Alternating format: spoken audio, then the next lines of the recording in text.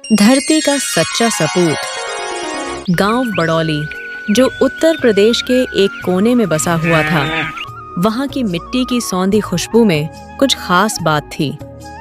उस गांव में रहने वाला किसान राम स्वरूप एक साधारण पर मेहनती व्यक्ति था।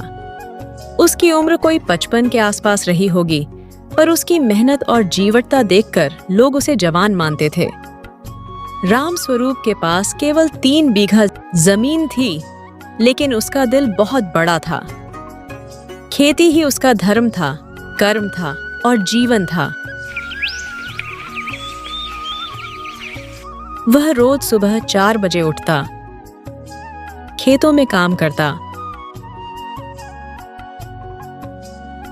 और शाम को थका हारा घर लौटता। उसके परिवार में उसकी पत्नी गौरी, बेटा मनोज और बेटी सुमन थे।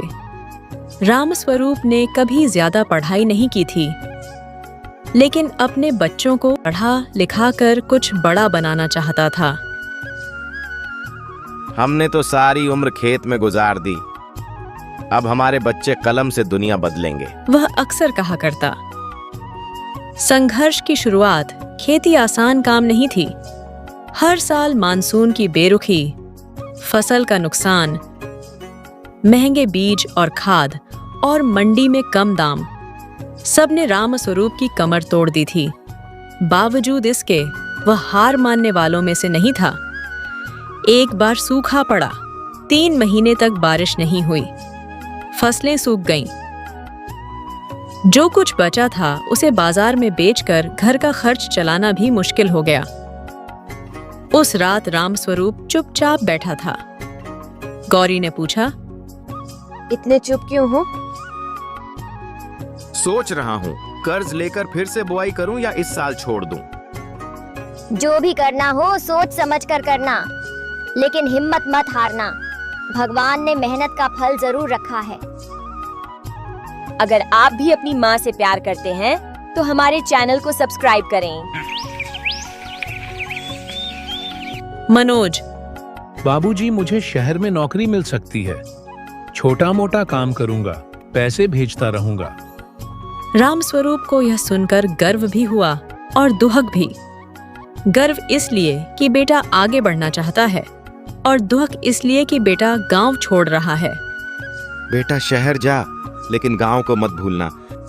तेरे दादाजी ने ये जमीन हमें खून पसीने से दी है। राम स्वरूप ने भर आई आंखों से कहा। मनोज शहर चला गया।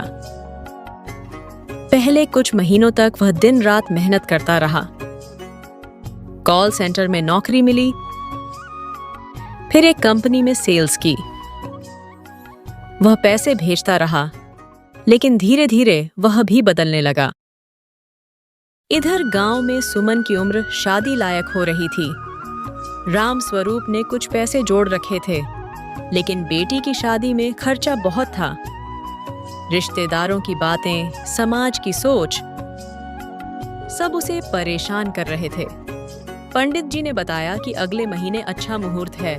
गौरी ने कहा, पर मैं कहाँ से लाऊं इतना पैसा? आखिरकार उसने साहूकार से 1 लाख रुपए का कर्ज लिया। ब्याज ज्यादा था, पर और कोई रास्ता नहीं था।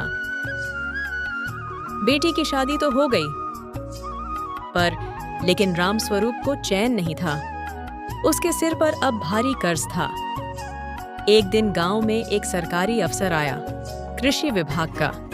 उसने किसानों को बताया कि सरकार नई योजनाएं लाई हैं, ड्रिप इरिगेशन, जैविक खेती, किसान क्रेडिट कार्ड, फसल बीमा योजना वगैरह। राम स्वरूप को पहले तो विश्वास नहीं हुआ, लेकिन उसने सोचा, क्यों न एक बार कोशिश की जाए। उसने जैविक खेती शुरू की। अपने खेत में गोबर की खाद और प्राकृतिक कीटनाशक का प्रयोग किया। पहले साल पैदावार थोड़ी कम हुई, लेकिन लागत भी कम थी। अगले साल फसल अच्छी हुई और मुनाफा भी हुआ। अब गांव के बाकी किसान भी राम स्वरूप से सलाह लेने आने लगे। इधर शहर में मनोज की नौकरी छूट गई। कोरोना महामारी के कारण उसकी कंपनी बंद हो गई।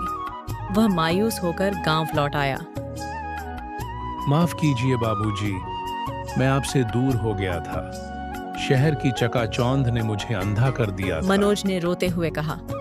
बेटा अब तू वापस आ गया है, यही बहुत है। अब हम साथ मिलकर खेती करेंगे। अगर कहानी पसंद आए तो वीडियो को लाइक करें और चैनल सब्सक्राइब करें।